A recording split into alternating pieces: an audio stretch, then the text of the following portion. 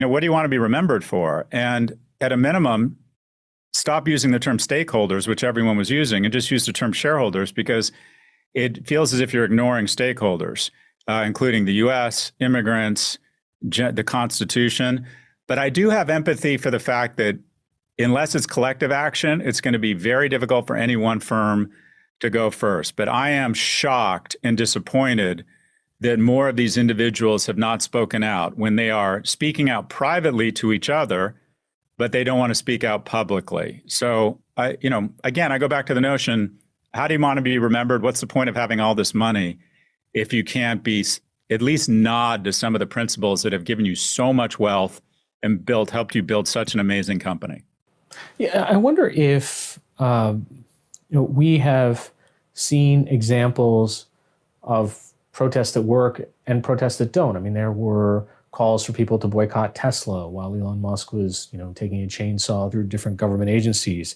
You had a significant response to Disney, for example, when Jimmy Kimmel was canceled for a few days.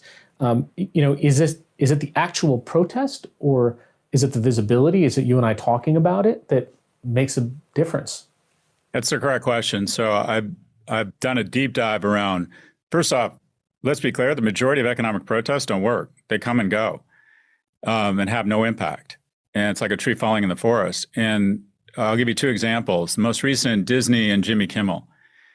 When Disney decided to put Kimmel back on the air, the number of unsubscriptions was actually declining.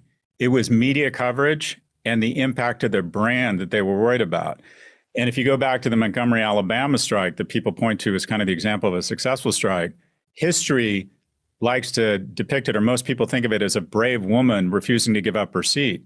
It was actually a 12-month sustained boycott where Dr. King organized carpools, and over the course of a year, the Municipal Transportation Authority was losing $250,000 a month.